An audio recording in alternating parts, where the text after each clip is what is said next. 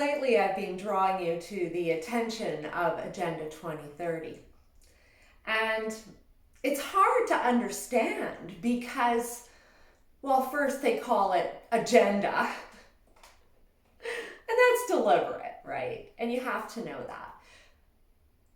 It's to make it seem futuristic, a long way away.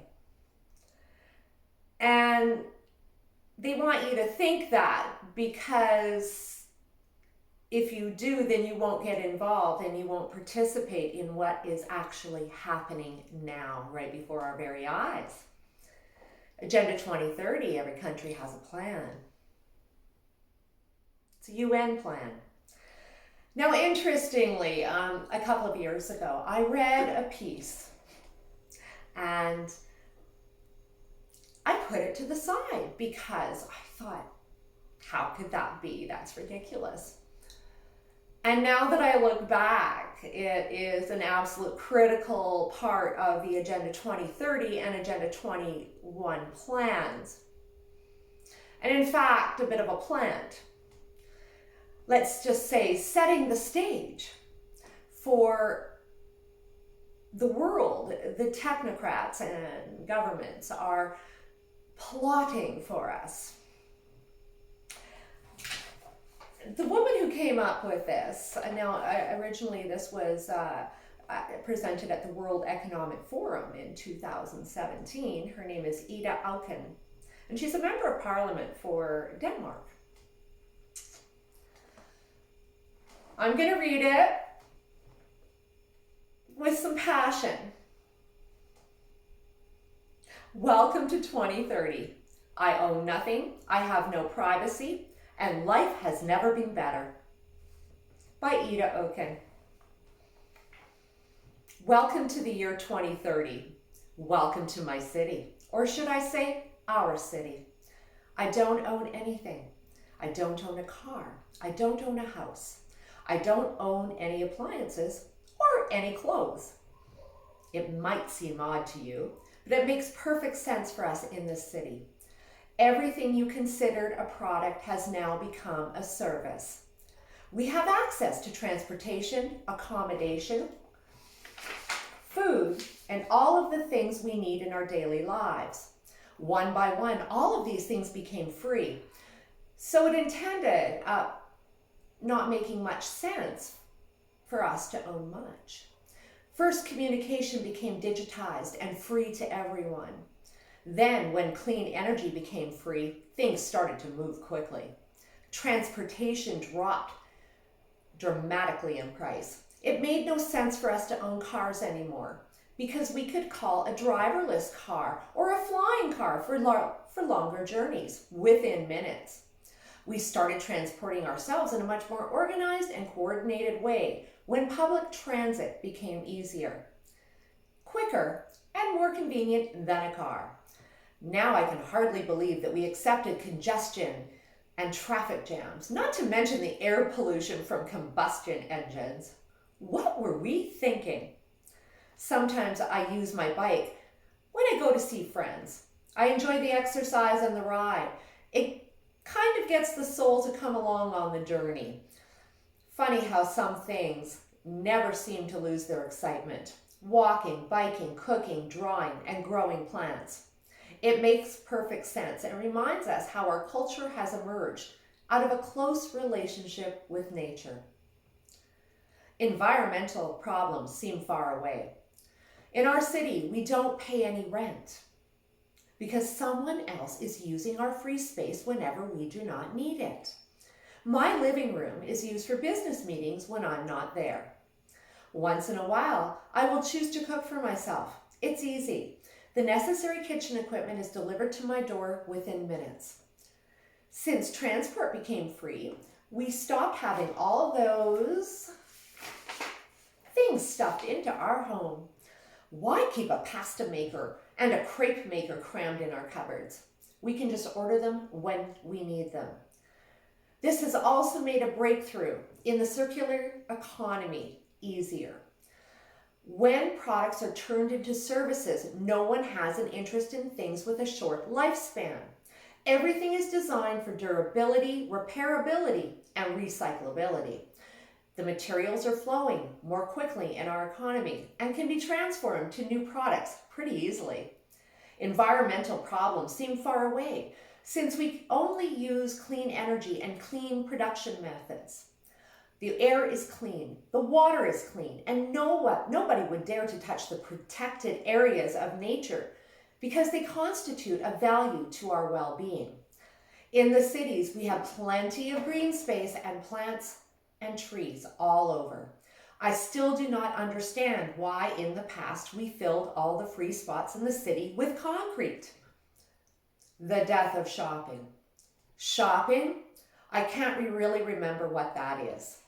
For most of us, it has turned into choosing things we use. Sometimes I found this fun, and sometimes I just want the algorithm to do it for me. It knows my taste better than I do by now. When AI and robots took over so much of our work, we suddenly had time to eat well, sleep well, and spend time with other people. The concept of rush hour makes no sense anymore, since the work we do can be done at any time. I don't really know if I'd call it work anymore. It is more like thinking time, creation time, development time. For a while, everything was turned into entertainment, and people didn't want to bother themselves with difficult issues. It was only at the last minute we found out how to use these new technologies for better purposes than just killing time. They live different kinds of lives on the outside of the city. My biggest concern is that all the people who do not live in our city, those we lost along the way, those who decided that it became too much, all this technology, those who felt obsolete and useless when robots and AI took over big parts of our jobs, those who got upset with the political system and turned against it. They live different kinds of lives on the outside of the city.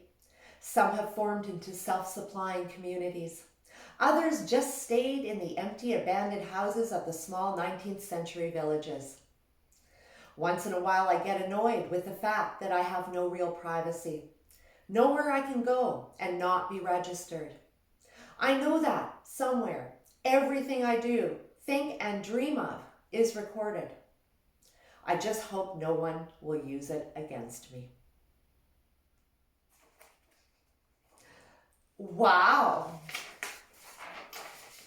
Now, the reason I got back onto that was because I saw that it had been presented at Davos this year. And, another thing most journalists didn't cover. And then the fact that I had seen this article as opinion pieces in several mainstream newspapers, and about 2 years ago, a year ago. And when I went back to look for them, they were gone. I can't find them.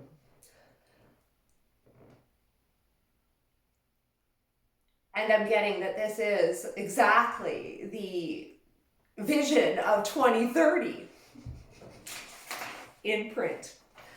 Now, of course, you're going to think that's extreme. But I was there at the beginning of the Green Movement. In fact, one of those people right at the beginning from the grassroots that promoted it. Because I do believe in sustainability. But you can't understand how sustainability is actually being hijacked and is now being used against us in the creation of this vision, the smart city vision, the wired in vision, the vision of the future with no privacy, the vision of the future that is completely contradictory to being a Canadian.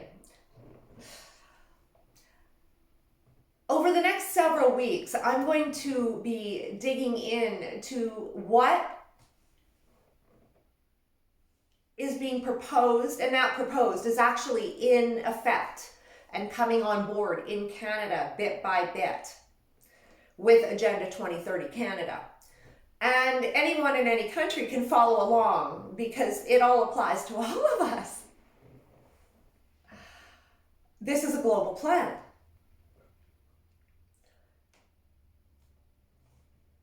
But this utopia, I'm going to start with in exposing the greatness and the compromises to the greatness, because you always have to give a little to get a little. And unfortunately, that which we're giving, we are unwittingly giving because we do not understand the greater repercussions down the line. Let's stay tuned, and I'm going to start taking this apart bit by bit so that we can understand the idyllic nature of the vision is not sustainable in democratic society, and again, is contrary to freedom. If you haven't subscribed to my channel, please do so. I'd love to have you here. Getting a like is always great too. I love the comments on YouTube lately. It's really picking up, and that is super exciting as well. Thanks so much.